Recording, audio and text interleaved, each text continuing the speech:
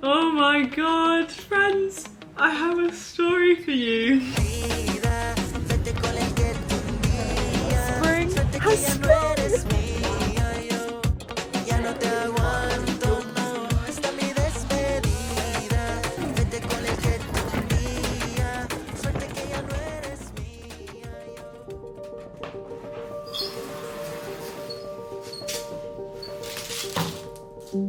Every day that I wake up and look at this view, I just feel so grateful.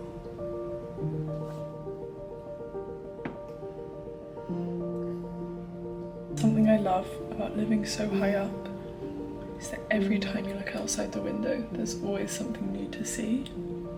Like whether it's people walking down the street, or like people going up onto their rooftops. Like I can see this little dog playing with a boy on a rooftop over there.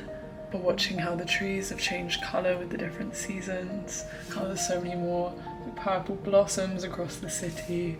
I don't know, it's so special having this bird's eye view. It makes me jealous of birds. Good morning guys. Welcome to another beautiful day in Buenos Aires, Argentina. I have been stressed recently.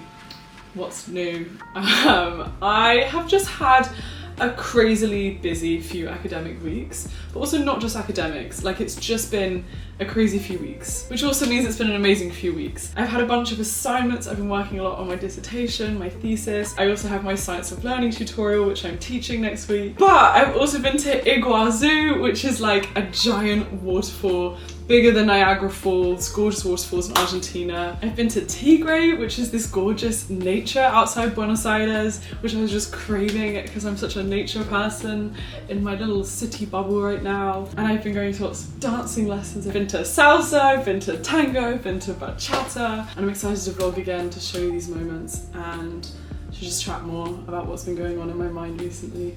So hi, if you have no idea who I am, my name is Jade. I'm from the UK, but I'm lucky enough to study abroad right now in Argentina. I go to a wonderful university called Minerva. I'm in my 4th year. Every semester I've been lucky enough to study in a different predefined city with the same cohort of people. That's a little bit about me. Let's go get on with the study day.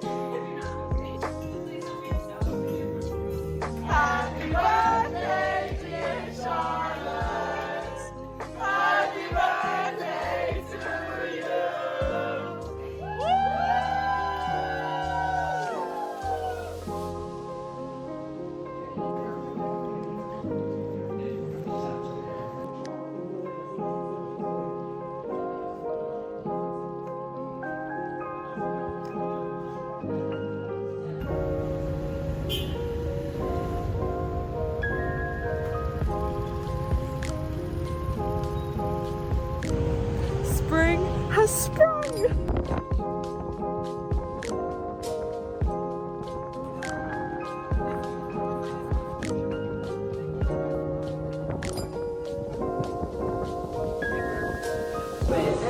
Five, 6, and go. And 1, 2, 3, 5, 6, 7, and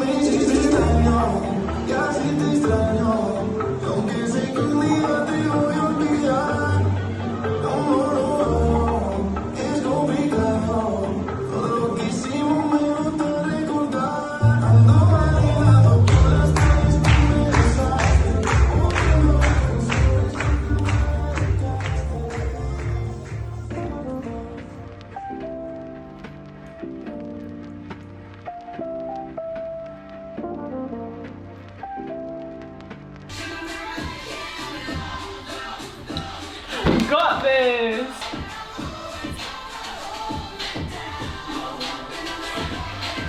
Right, got some Lizzo. It's gonna be a good class.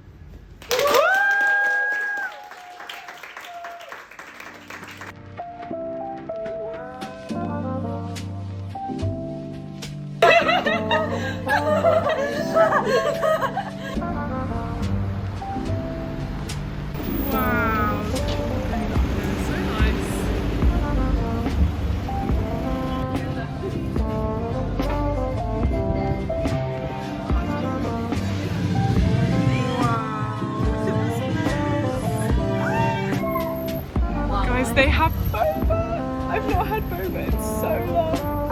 I love Chinatown. I can't wait for Taipei.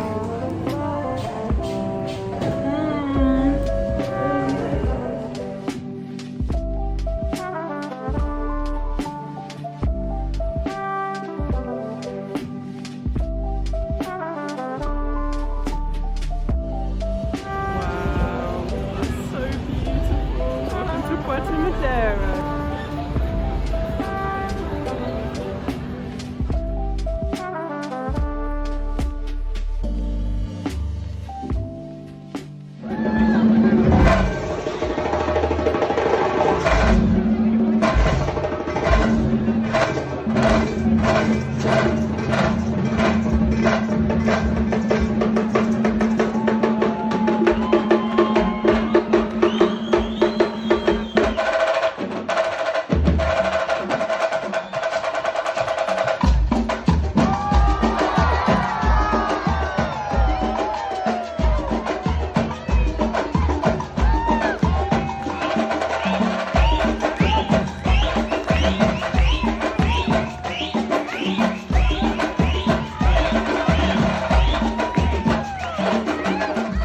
Last night my phone was stolen and I feel like I'm in the acceptance phase, so now I can talk about it, but the last 12 hours has just been so stressful and hectic and I'm so exhausted. Okay, so I went clubbing last night, and if you know me well, you would know that I'm a bit of a grandma. I'm not really that much of a clubbing person, but you know, it's Buenos Aires, it's Argentina, like the nightlife here is amazing and I feel like the city really comes alive at night.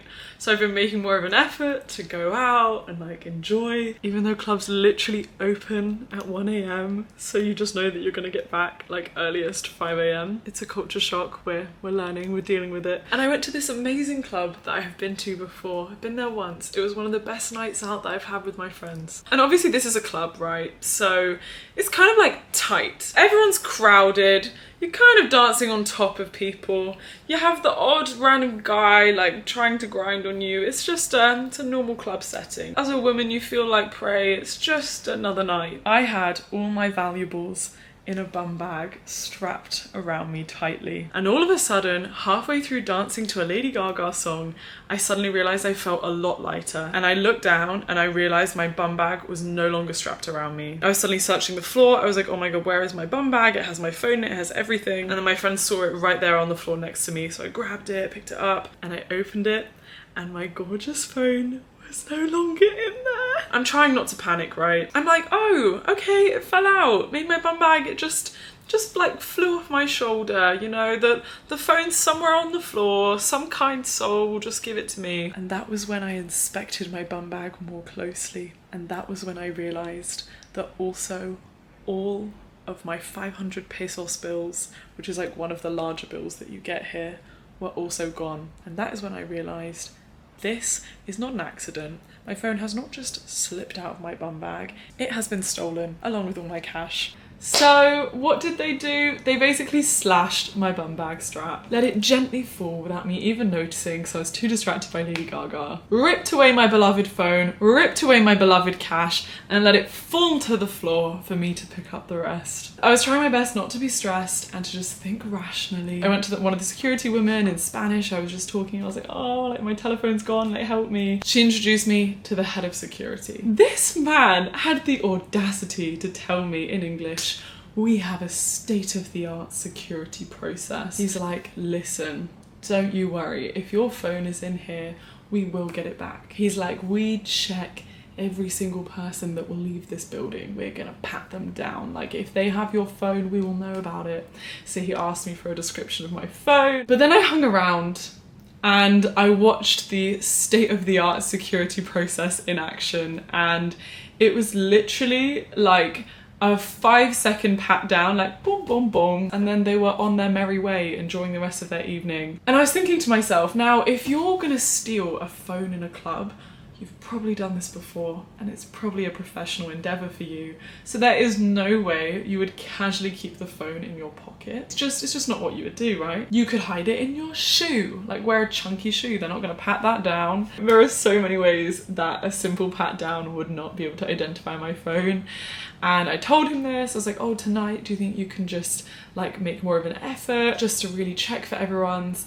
And he was just so obstinate. He was like, look, we have a state-of-the-art process. Like, I've told you already. If it's in here, you're gonna get it. If it's in here, you'll get it. Me and my friends went home so that I could Find My iPhone. I logged into it on my laptop. Keep in mind, it's about 4 AM right now. I'm a little bit dead. And that's when I see that the phone is still in the club. So I'm thinking, well, there's no way I'm gonna go back to the club because there's absolutely no way I'm gonna catch them. There's hundreds of people on this dance floor. So I'm thinking I'm gonna wait for the time that the club closes and I'm gonna watch where this phone goes. So one of my best friends, she's such an angel, she stayed around at my house and we went into like full hacker vibe mode. We're sitting there with like the glow of the laptop looking at Find My iPhone in the darkness at 4 or 5 AM. And when the club closed, we set an alarm every half an hour to check where the Find My iPhone was. At 5, it was still in the club. At 5:30, it was still in the club. At 6, it was still in the club. Bear in mind, the club has now shut. At 6:30, it is still in the club. But my friends, at 8 AM, where was my phone? I zoomed into my Google Maps and my phone was at an iPhone premium reseller. This is business. This is a very professional endeavour. They went straight from the club all the way to the premium iPhone reseller. Now I'm doing my research. I'm looking up this iPhone reseller. It's part of a large mall. The mall only opens at 10 AM. The iPhone reseller therefore only opens at 10 AM. And so my iPhone and the people who had stolen it were hovering outside this mall, theoretically from 8 AM till 10 AM. So I'm thinking, shall I go and intercept them? So that, you know, when they're trying to like sell it to the premium iPhone reseller, I can be like, actually that's my phone. Like, can I prove this to you? This is my phone.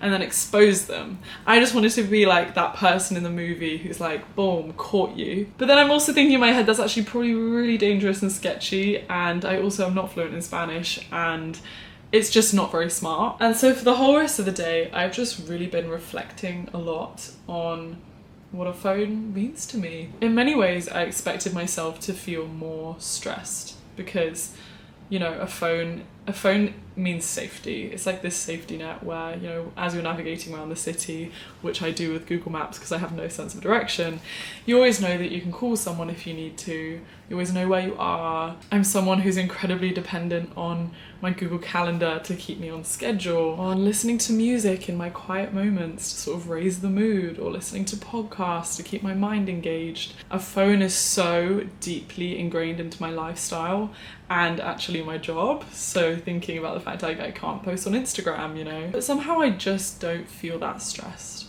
because part of me believes that everything happens for a reason and we all need to have some kind of bad thing happen to us every now and then because that's just life, right? And of all the bad things that can happen, this is a very inconsequential one. I'm in a very lucky position where I can afford to replace a phone. it's just a phone, it's just a piece of metal. I still have my health, I have my safety, I have things which are much harder to replace, like my ID. I have incredible friends, I still have a healthy family, I still feel loved, I'm still living a life which is in many ways my dream life. Like, there's so many other things which, if you focus on those, make you realise that life is actually still amazing. And this thing is just an evil inconvenience, but it's not the end of the world. I'm really grateful to my mum, actually, because when these things happen, I almost hear her voice in my head recentering me around gratitude. Like, okay, yes, this thing has happened, but what is good? Yes, you lost something, but what do you still have? Yes, you're angry about this, but also what are you grateful for?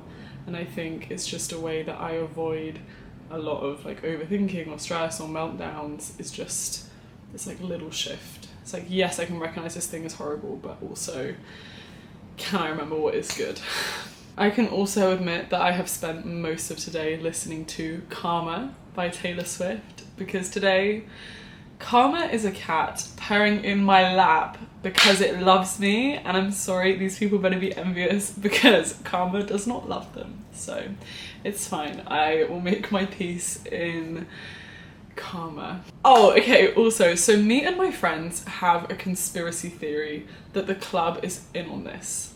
That this is something that the club does a lot, because when I was waiting outside the club for a taxi after our night, we spoke to these random people outside and we realised that they had also had a phone stolen that night. They also found out that 30 phones were stolen that night. Not a single one was found. And I don't know if you recall, but me watching my Find My iPhone showed that my phone was still in the club over an hour past the closing time, which really does make me think that the club is in on this, that the whole security thing is just a ruse, that the head security guy being so chill about this whole situation was because he knows that I'm not getting my phone back and he's probably getting commission on the sale of my phone. Even though I love the music at this club, even though I had the best time there, I'm sorry, I've got to warn my good friends, you guys, not to go there. The club is called La Warhol, like Andy Warhol, the painter. La Warhol, my friends. La Warhol, protect your stuff. So that's been my Sunday. Now I want to go sleep.